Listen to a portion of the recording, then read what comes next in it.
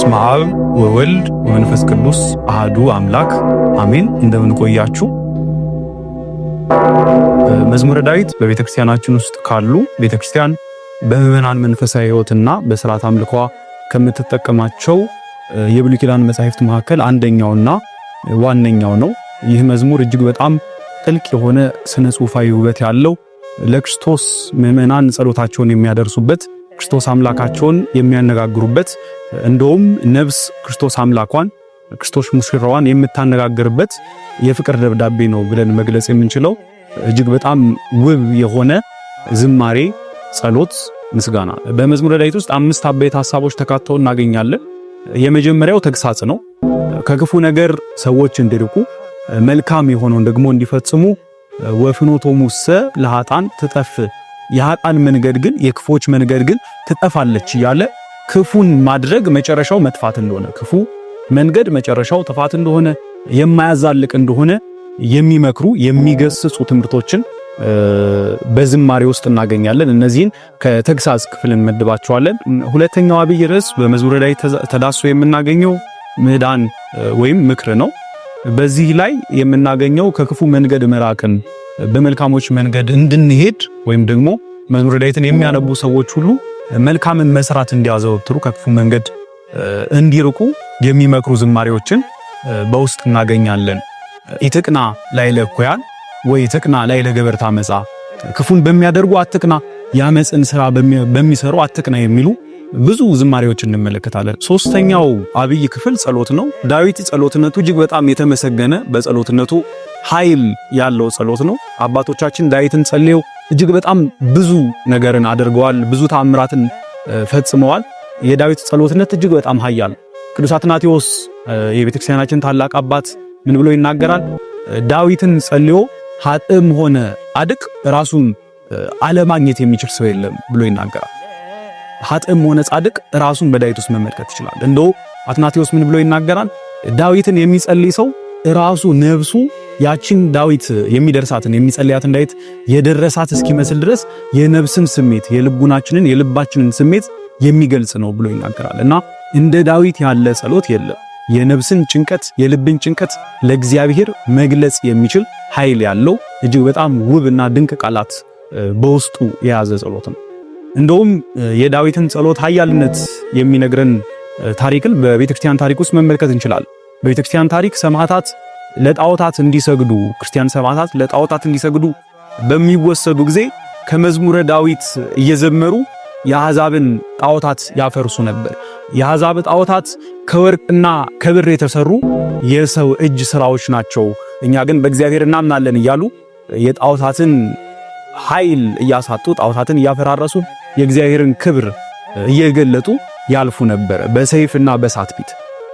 አሕዛብ እሳትን አንድደው በእሳት በጨመሯቸው ጊዜ ውሃን አፍልተው በውሃ በከተቷቸው ጊዜ ከመዝሙረ ዳዊት አይለፍከን ማእከለ እሳት ወማይ፣ በሚነድ እሳት በሚፈላ ውሃ መሃል አሳለፍከን አዳንከን እያሉ የክርስቶስን ክብር እየገለጡ የሚነድ እሳትን እያጠፉ የፈላ ውሃን እያቀዘቀዙ ያልፉ ነበርና ዳዊት እጅግ በጣም ኃያል እጅግ በጣም ትልቅ ጸሎት። ሌላው በመዝሙረ ዳዊት የምናገኘው አኮቴት ወይም ምስጋና ነው። ታላቁ የቤተክርስቲያናችን የቅኔና የዜማ አባት ቅዱስ ያሬድ ዘበሰማይኒ ወዘመድረኒ በቃለ ዳዊት ይሴብሑ ብሎ ይዘምራል። በሰማይም በምድርም ያሉ በዳዊት ቃል በዳዊት ምስጋና እግዚአብሔርን ያመሰግናሉ። ቅዱስ ጎርጎርዮስ ዘንሱስ የተባለ ታላቁ የቤተክርስቲያናችን አባት ደግሞ ምን ብሎ ይናገራል? ሰው ልጆች መላእክትን ይመስላሉ፣ ከመላእክት በክብር እኩል ይሆናሉ ዳዊትን በመጸለይ ብሎ ይነግረናል። ራሱ ዳዊት ደግሞ ምን ይላል?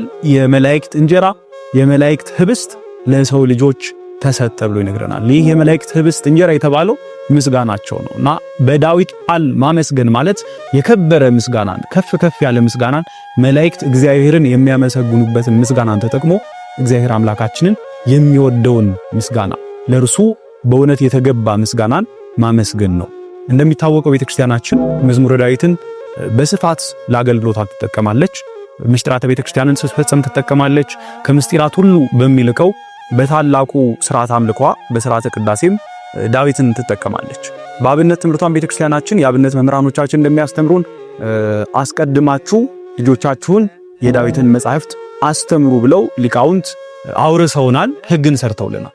ታዲያ ለዚህ ቤተክርስቲያናችን ምዕመናን እንዲጸልዩት ዘውትር ዳዊትን ታዛለች። እንዲያነቡት በዳዊት መንፈሳዊ ተመስጦን እንዲያገኙ ሜዲቴት እንዲያደርጉ ቤተክርስቲያናችን ትመክራለች። ታዲያ መዝሙረ ዳዊትን ቤተክርስቲያን እንዲህ አበክራ ምዕመናን እንዲጸልዩ እንዲደግሙ እንዲያነቡት የምትመክረው ለምንድን ነው የሚል ጥያቄ ሲነሳ እንመለከታለን። ቤተክርስቲያናችን መዝሙረ ዳዊትን በስፋት ለአገልግሎት ትጠቀማለች።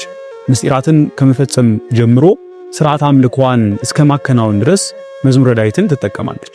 በሥርዓተ ክርስትና፣ በቁርባን፣ በሥርዓተ ሜሮን፣ በቅዳሴ አገልግሎቷ፣ በሥርዓተ ማህሌቷ፣ በሰዓታት። ይህ ብቻ አይደለም። ሙታንን ስትሰናበት እንኳን ቅዱስ ቤተክርስቲያን ፍትሐት በምታደርግበት ጊዜ እንኳን መዝሙረ ዳዊትን ትጠቀማለች። እጅግ በጣም ሰፊ የሆነ አገልግሎት አለው መዝሙረ ዳዊት በቤተክርስቲያን መንፈሳዊ ሕይወት ውስጥ በምዕመናን እና በካህናት አገልግሎት ውስጥ እጅግ በጣም ሰፊ ቦታ። ታዲያ መዝሙረ ዳዊትን እንዲህ በስፋት ቅዱስ ቤተክርስቲያን የምትጠቀመው ለምንድን ነው? የመዝሙረ ዳዊት ጥቅሞች እንዴት ያሉ ናቸው የሚለውን በጥቂቱ እንመለከታለን። ብዙ ሰዎች እግዚአብሔር ማን ነው ብለው የሚያስቡትና እግዚአብሔር በእውነት የሆነው ሲለያይ ወይም ደግሞ በመካከል ላይ ልዩነት ሲኖረው እንመለከታለን። እንደውም ቅዱስ ዮሐንስ አፈወርቅ ሰዎች ከእግዚአብሔር ጋር ያላቸውን ግንኙነት በሶስት ከፍሎ ሲያሳየን እንመለከታለን። የመጀመሪያው ሰዎች እግዚአብሔርን እንደ አለቃ የሚመለከቱት፣ እንደ አሰሪ፣ እንደ ደሞዝ ከፋይ፣ እንደ ጉዳይ አስፈጻሚ የሚመለከቱት ናቸው። እነዚህን ደሞዝተኞች ብሎ ይጠራቸዋል ቅዱስ ዮሐንስ አፈወርቅ። ሁለተኞቹ ደግሞ እግዚአብሔርን እንደ አስፈሪ ጌታ የሚመለከቱት፣ እንደሚቀጣ እንደ ኃይለኛ እንደ ቁጡ ጌታ የሚመለከቱት ናቸው። እነዚህን ቅዱስ ዮሐንስ አፈወርቅ ባሮች ብሎ ይጠራቸዋል። ሶስተኞቹ ደግሞ እግዚአብሔርን በፍጹም ፍቅር የሚወዱ እግዚአብሔርን ስለሚሰጣቸው ነገር ስለሚያመጣባቸው ቁጣ ሳይሆን ስለ ፍቅሩ ብለው ያፈቀሩት ስለ ፍቅሩ ብለው የወደዱት የእግዚአብሔር ልጆች የሆኑ ናቸው ብሎ በሶስት ይከፍላቸዋል። ባሪያ ብሎ የሚጠራቸው ቅዱስ ዮሐንስ አፈወርቅ እግዚአብሔር ጋር ባንሆን ወደሱ ባንቀርብ የዘላለም ሞት ይመጣብናል፣ የዘላለም እሳት ይመጣብናል ብለው ስለሚፈሩ ብቻ ወደ እግዚአብሔር ቤት የሚሄዱ ወደ እግዚአብሔር ፊት በጸሎት የሚቆሙ ናቸው። ሁለተኞቹ ደግሞ ደሞዝተኞቹ ብሎ የሚጠራቸው ቅዱስ ዮሐንስ አፈወርቅ ከእግዚአብሔር ዘንድ ለአገልግሎት የሚመጡት ወደ ቤቱ የሚመጡት ደሞዝ የተባለ ምድራዊ ነገርን እግዚአብሔር እሺ ብሎ ስለሚሰጣቸው ወይም ደግሞ እግዚአብሔር ጉዳያቸውን ስለሚያስፈጽምላቸው ነው ብሎ ይነግራል። ሶስተኞቹ ደግሞ ልጅ አባቱ ኖሮም አልኖረውም አጣም ነጣም ሳይል ወደ አባቱ እንደሚሄድ እንዲሁ እግዚአብሔርን እንደ አባታቸው ወደው ስለሚሰጣቸው ነገር ሳይሆን ስለ እርሱ ብለው ወደ እግዚአብሔር የሚሄዱ ናቸው ብሎ ይነግራል።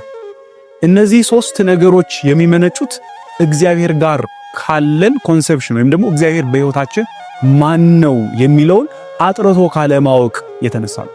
እግዚአብሔር በሕይወታችን ማን ነው የሚለውን ብናውቅ ኖሮ እንዲህ ያሉ ስህተቶችን አንሰራም ነበር፣ ወይም እግዚአብሔርን እንደ ባሪያ አንቀርበውም ነበር። እንደ ደሞዝተኛ ጉዳይ ለማስፈጸም ስንፈልግ ብቻ ወደሱ አንሄድም። መዝሙረ ዳዊትን መድገም ማለት፣ መዝሙረ ዳዊትን መጸለይ ማለት እግዚአብሔር በሕይወታችን ያለውን ቦታ የሚያሳየን።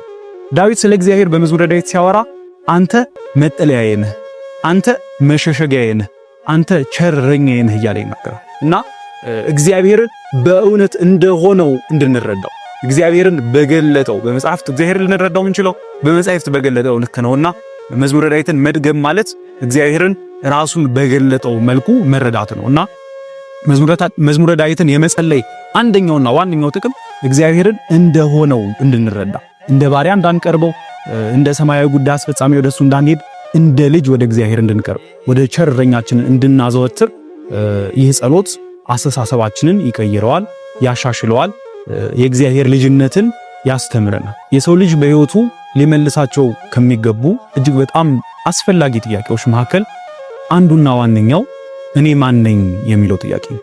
አንድ ሰው እኔ የክርስቶስ ነኝ ብሎ በክርስቶስ ውስጥ ማንነቱን የማይፈልግ ከሆነ፣ በቤተ ክርስቲያን ውስጥ ማን እንደሆነ በቅዱሳት መጻሕፍትን በማንበብ ውስጥ ማን እንደሆነ ለመረዳት የማይሞክር ከሆነ ዓለም አንተ እንዲህ ነህ፣ አንተ እገሌ ነህ ብላ ያልሆነውን ማንነት ሰጥታ ወደ እርሷ ተወስደዋለች። ይህም እንዳይሆን መዝሙረ ዳዊትን ማንበብ እጅግ በጣም አስፈላጊ ነው። ብዙዎች እግዚአብሔር ለምንድን ነው ጸሎቴን የማይሰማኝ ብለው፣ እግዚአብሔር ልመናዬን ስለምን አልሰማኝም ብለው ሲናገሩ ይሰማል። እግዚአብሔር ብቻ ሳይሆን ልመናችንን ሳይሰማን የቀረው እኛ ራሳችን እግዚአብሔርን አልሰማነው። እግዚአብሔርን ለማዳመጥ ፈቃደኛ ነው። እግዚአብሔር ከንቱ የሆነ ልመናን አይቀበልም፣ አይሰማም። እና ትክክለኛ የሆነ ልመናን ትክክለኛ የሆነ ጸሎትን መዝሙረ ዳዊት ያስተምረናል። የቤተክርስቲያናችን ሊቃውንትን እንደሚያስተምሩን ጸሎት አስቀድሞ ምስጋና ሊኖረው ይገባል። ወይም የጸሎታችን አብዛኛው ክፍል ከምስጋና የተዋቀረ እግዚአብሔርን ከማመስገን የተዋቀረ ሊሆን ይገባል። ሌላኛው ክፍል ደግሞ እግዚአብሔርን የምንፈልገውን ነገር የእግዚአብሔር እርዳታ መጠየቅ እና መዝሙረ ዳዊት እግዚአብሔርን በማመስገን እና የእግዚአብሔርን እርዳታ በመጠየቅ መካከል እጅግ በጣም ጥሩ መመጣጠን ያለው ጸሎት ስለሆነ የጸሎት አሁን ያስቆጥረናል። ትክክለኛው ጸሎት እንዴት ያለ ጸሎት ነው? ጌታችን እንደውም በወንጌል ሲናገር የምትጸልዩትን አታውቁም ብሎ ሲናገር እንሰማዋለን። እና የምንጸልየውን ለማናውቅ የስጋን ብቻ ምኞት ለምንጠይቅ ለኛ ስለ ነፍሳችን እግዚአብሔርን መለመንን ስለ ድነታችን እግዚአብሔርን መጠየቅን መዝሙረ ዳዊት ያስተምረናልና መዝሙረ ዳዊት የጸሎት ትምህርት ቤት ነው። መሰማት ከፈለግን እንሰማ ዘንድ መዝሙረ ዳዊት በእግዚአብሔር ዘንድ የሚሰማ ጸሎትን የሚያስተምረን የጸሎት ትምህርት ቤት ነው። አንዳንድ ጊዜ በነፍሳችን የሚሰማን ስሜት ልባችን ውስጥ የተሰማን ያለውን ጭንቀት በቃላት አውጥቶ መግለጽ እጅግ በጣም ከባድ የሚሆንብን ጊዜ አለ እና መዝሙረ ዳዊት ግን በነፍሳችን እየተሰማን ያለውን ስሜት እጅግ በጣም በጥሩ መልኩ ይገልጽልናል። የነፍሳችን መስታወት ነው። በልቡናችን እየተሰማን ያለውን ጭንቀት ዳዊት አስቀድሞ ገልጾ እንመለከታለን። እንደውም ዳዊት እዛው ራሱ ዳዊት ላይ መኑ ነገሮ ለእግዚአብሔር ለጌታዬ ማን ነገረው ይላል። የኛ ሊቃውንት ደግሞ ምን ይላሉ? ለዳዊት ማን ነገረው ብሎ ይነግራሉ። ጭንቀቴን ለዳዊት ማን ነገረው? ዳዊት ጭንቀታችንን የሰማ እስኪመስል ድረስ አብሮን ያለ እስኪመስል ድረስ በቃሉ ጭንቀታችንን የነፍሳችንን ጭንቀት ይገልጽልናል እና የውስጣችንን ሐሳብ አርቲኩሌት አድርገን በእግዚአብሔር ፊት መግለጽ ካቃተን መዝሙረ ዳዊት የነፍሳችንን የውስጣችንን ሐሳብ የሚገልጽ ጸሎት ነውና ይህ ደግሞ ለታፈነች ነፍስ መጸለይ ላቃታት አምላኳን ማናገር ላቃታት ነፍስ ኢሞሽናል እና ሳይኮሎጂካል ወይም ደግሞ ስሜታዊና ስነልቦናዊ እረፍትን የሚሰጥ ጸሎት ሆኖ እናገኘዋለን። መዝሙረ ዳዊት እጅግ በጣም ኃያል ጸሎት ነው። ወደ እግዚአብሔር ያቀርበናል። ክፉ የሆኑ መናፍስትን ደግሞ ከኛ ያረቅልናል። እንደውም በዜና አበው ተጽፎ የምናገኘው አንድ ታሪክ አለ። አንድ በቅድስና ደረጃ የደረሰ ወደ ቅድስና ደረጃ የቀረበ አንድ መነኩሴ ከባቱ ወጥቶ ቁጭ ብሎ ሳለ ሁለት አጋንንት ከጓደኛው መነኩሴ ባት በር ላይ ቆሞ አንደኛው ጋኔን ሌላኛውን ጋኔን ገብቶ የተኛውን መነኩሴ ቀስቅሶ በዝሙት ስሜት እንዲፈትነው ሲገባበዙ ይመለከታል። እና አንደኛው ጋኔን ምን ብሎ ይመልስለታል? ከዚህ በፊት ይህንን ሞክሬ ነበር አስቀድሜ ተነስቶ ዳዊት ደግሞ አቃጠለኝ ብሎ ይነግረዋል።